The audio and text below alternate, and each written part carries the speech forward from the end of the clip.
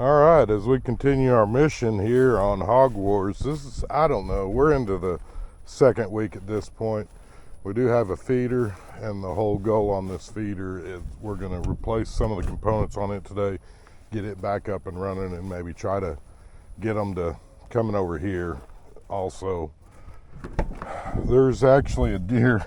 There's a few deer that hang out over here. So, long story short, got this at Walmart. This is just a regular old, it's called wild game. So we're gonna replace this old motor with this. Ow, dagnabbit. All right.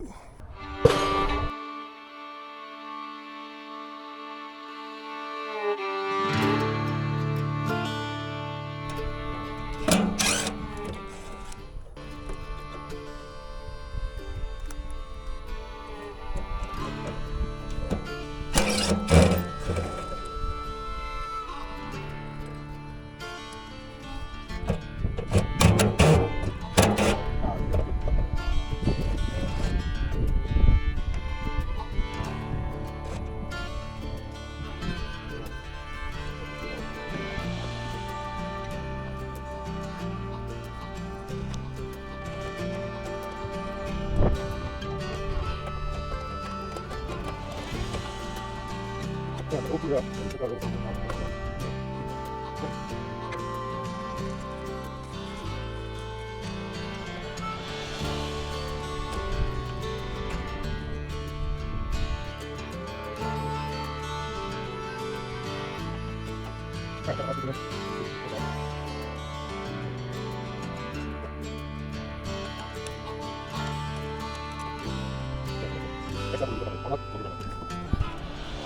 Alright, so here's our hog light.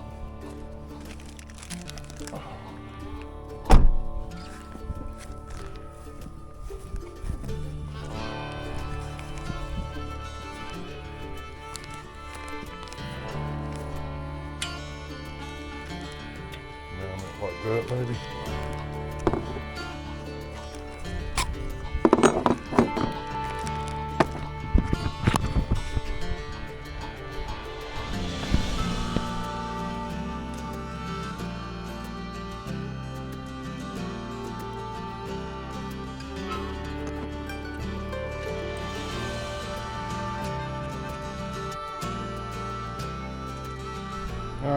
All right, with a little adjustment, we have to put some duct tape on it or something. There we go. There's our little hog light. So that ought to get this wrapped up. We'll try to get that bag of feed up in there and put the lid on. So for the video purposes, this is called the Kill Light. It's made by Sportsman Motion Activated Light. We'll have a link down below on Amazon. It does have a solar rechargeable battery on it. And then again, this was just a new motor replacing the old one, and that is from Walmart. I think it was 40 bucks, 50 bucks. And this is actually the landowner's son's older feeder, and all we're doing is just kind of revamping it and trying to get it put back up so that a couple of weeks from now we can have other options for continuing our hog wars. Alright, so we're getting this fixed up. We're going to run down here. I'm going to pull my other camera and we're going to bring it up here and keep an eye on it. We initially, over here where we're headed to the east,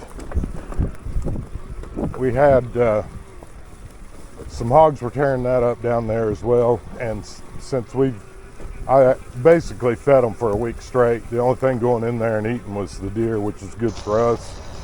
There hadn't been a hog up there in a long time, so we're going to go ahead and move that camera up here and see if we can keep an eye on it up here. There's been a little bit of damage up here, not near as extensive as the damage that we've had over there on the west side, but still enough that we're trying to get the hogs off of here.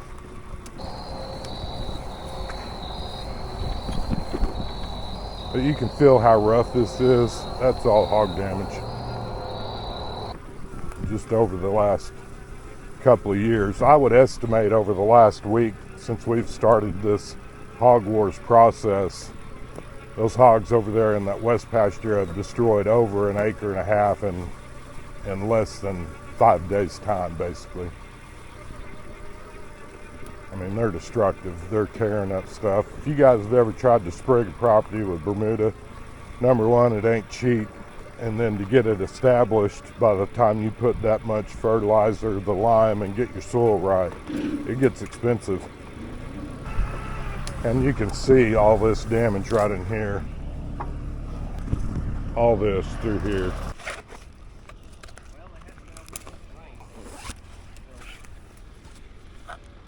If you guys are ever looking for an excuse to get an e-bike, you know, talking to your wife, especially if you're hunting on somebody else's property or even your own property, this is an excellent way to tread lightly and still be able to get a bunch of chores done. We've been able to haul tons of bags of feed out for the hogs and deer and food blocks like you can probably see on the front of this thing right now.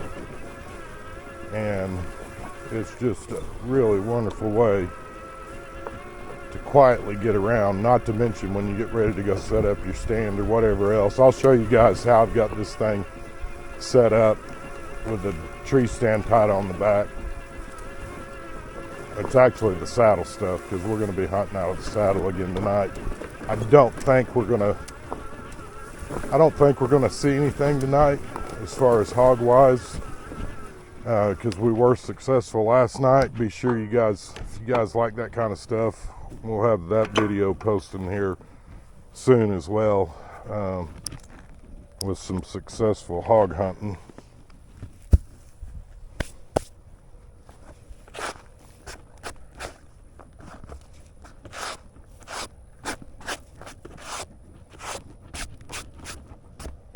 All right, we got that block out.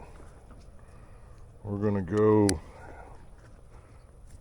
move the Jeep and the trailer back up to the main homestead. We're gonna swap out a battery and another camera that he has up here.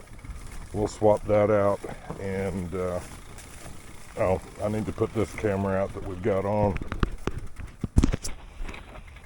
Go ahead and get the bike put back up on the trailer.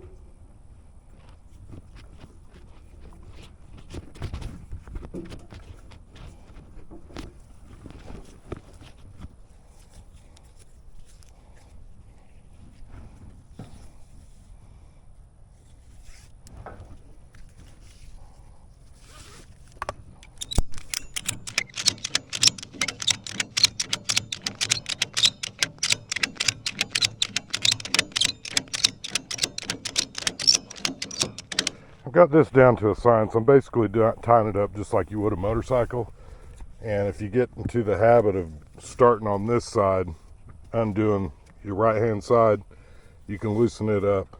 The bike will drop down on its kickstand, and then realistically you don't even have to mess with that strap. Once you kind of get it set where you need it, it'll always kind of be in the right spot.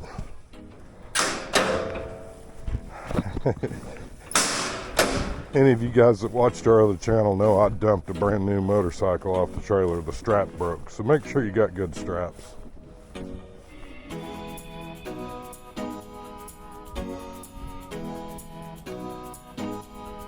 it.